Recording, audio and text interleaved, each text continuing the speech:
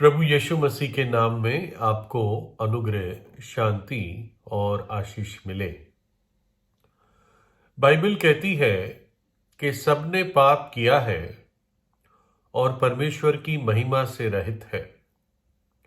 परमेश्वर की उपस्थिति से, उसकी बातों से, उसके मार्ग से दूर हो गए हैं और पापों की मजदूरी मृत्यु है और पापों की सजा अनंत काल के लिए है। वहां से कोई भी छुटकारा नहीं है।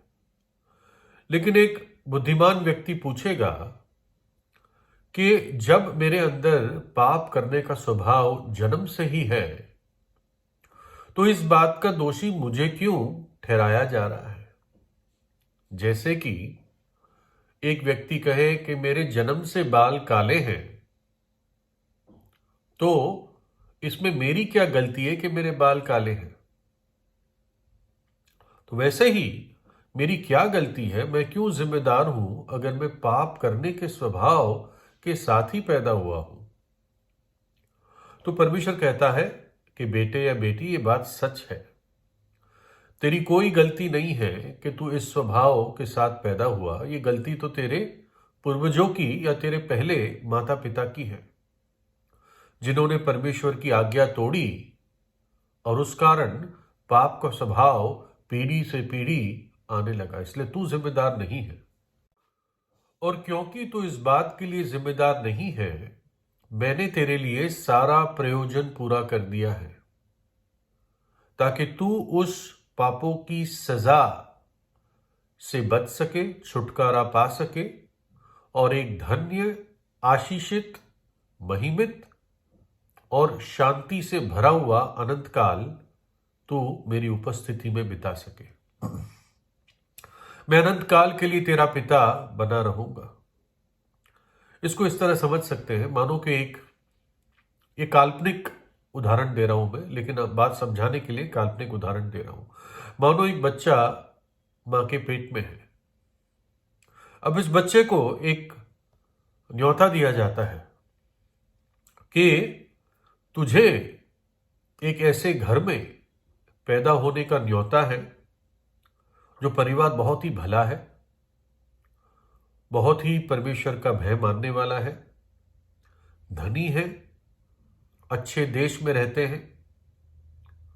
लेकिन वो बच्चा कहता नहीं, मुझे नहीं जाना वहां। और वो क्या चुनता है? वो एक पियक्कड़ों के और नशेड़ियों के परिवार को चुनता है। तो ये उदाहरण मैं इसलिए दे रहा हूं, काल्पनिक उदाहरण, कि परमेश्वर ने एक भला न्योता हम सबों को दिया है और तैयार रखा है ताकि एक पापी इस पृथ्वी के बाद पापों की सजा में, नरक के दंड में ना जाने पाए।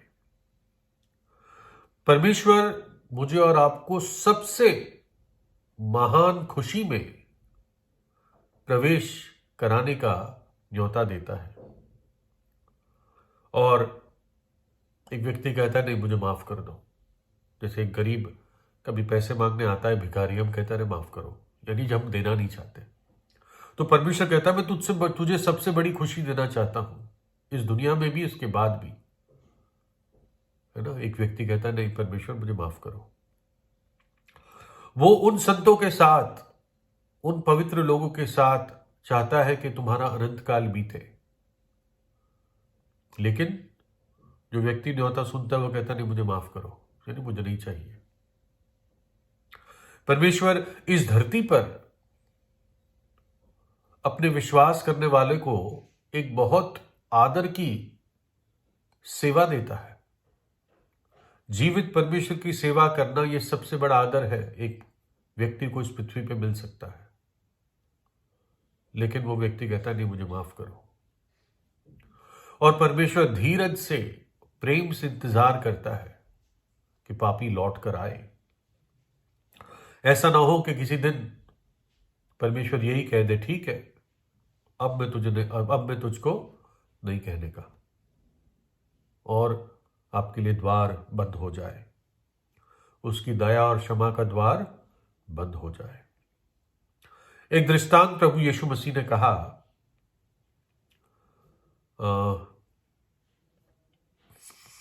एक बड़े महाजन के बारे में लिखा है लूका 14 में 16 से। उसने उनसे कहा, किसी मनुष्य ने बड़ी जेवनार की और बहुतों को बुलाया। जब भोजन तैयार हो गया तो उसने अपने दास के हाथ नेवताहारियों को कहला भेजा कि आओ, अब भोजन तैयार है। पर वे सब के सब क्षमा मांगने लगे। पहले ने उससे कहा, मैंने खेत मोल लिया है और अवश्य है कि उसे देखूं। मैं तुझसे विनती करता हूं, मुझे क्षमा करा दे। दूसरे ने कहा, मैंने 5 जोड़े बैल खरीदे हैं और उन्हें परखने जाता हूं। मैं तुझसे विनती करता हूं, मुझे क्षमा करा दे। एक और ने कहा, मैंने ब्याह किया है, इसलिए मैं नहीं आ सकता। उस दास ने आकर अपने स्वामी को ये बातें कह सुनाई। तब घर के स्वामी ने क्रोध में आकर अपने दास से कहा, नगर के बाजारों और गलियों में तुरंत जाकर कंगालों, टूंडों, लंगड़ों और अंधों को यहां ले आओ। दास ने फिर कहा, हे स्वामी, जैसे तूने कहा था वैसे ही किया गया है, फिर भी जगह है। स्वामी ने दास से कहा, सड़कों पर और बाड़ों की ओर जाकर लोगों को बरबस ले ही आ, ताकि मेरा घर भर जाए। क्योंकि मैं तुमसे कहता हूं कि उन नेवते हुओं में से कोई मेरी जेवनार को ना चखेगा। जिनको नेवता दिया गया था उन सब ने उस नेवते के मूल्य को नहीं जाना। या तो वो बहाने बना रहे थे या वो मूर्ख थे। एक ने कहा, मैंने खेत खरीदा है, देखने जा रहा हूं। कौन एक खेत को बिना देखे खरीदता है? दूसरे ने कहा, मैंने 5 जोड़े यानी 10 बैल खरीदे हैं, उनको परखने जा रहा हूं, चेक करने जा रहा हूं। कौन एक भी बैल बिना देखे, बिना चेक किए खरीदता है? तीसरे ने कहा, मेरी अभी अभी शादी हुई है। चलो ये बात समझ सकते हैं कि ये जोरू का गुलाम था। प्रभु यीशु मसीह ने जब क्रूस पर अपना प्राण दिया इस पूरे जगत के लिए, तो उसने एक संपूर्ण कार्य को मेरे और आपके लिए पूरा किया। पूरी तौर से कोई भी कमी नहीं छोड़ी। हमारे सभी पापों के लिए उसने कीमत चुका ली। एक सिद्ध बलिदान कलवरी के क्रूस पर उसने अर्पण किया। परमेश्वर की व्यवस्था, परमेश्वर की मांग, उसके कानून की मांग को पूरा किया, पूरी सजा अपने ऊपर लेकर।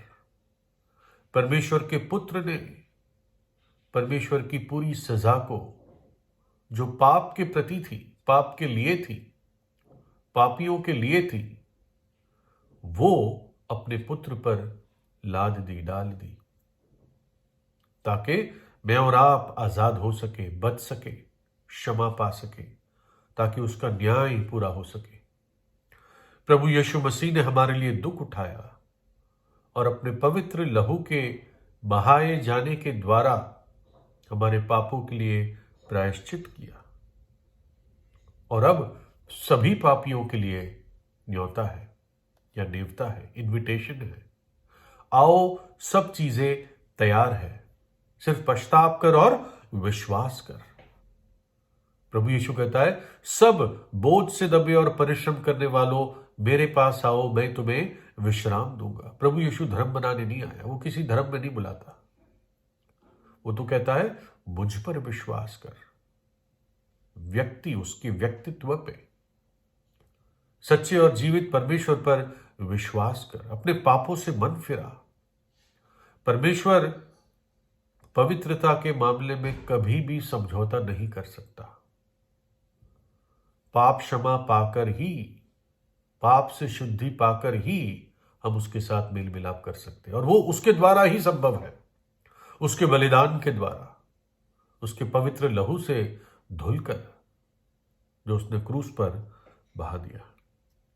बहुत लोग इस न्योते को ठोकर दे देते हैं, लात उठा देते हैं, अलग अलग बातें कहते हैं, ये तो और एक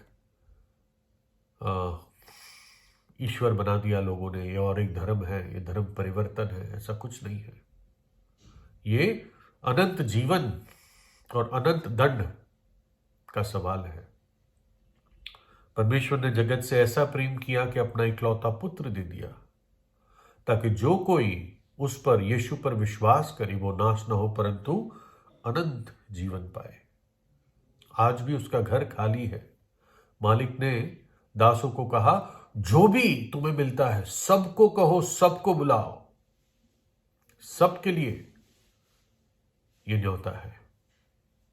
परमेश्वर चाहता है हर मनुष्य उद्धार पाए, सबको मन फिराव का, पश्चाताप का मौका मिले। इसलिए प्रभु यीशु मसीह का संदेश प्रचार किया जाता है, क्योंकि यह परमेश्वर की आज्ञा है और हमें हमारे गुरु की आज्ञा को मानना है। उसे कोई धर्म परिवर्तन नहीं कराना। वो तो मनुष्य के जीवन को नरक के दंड से बचाना चाहता है। आप विश्वास करें या ना करें, बाइबल इस बात को बताती है। प्रभु यीशु आपको आशीष दे।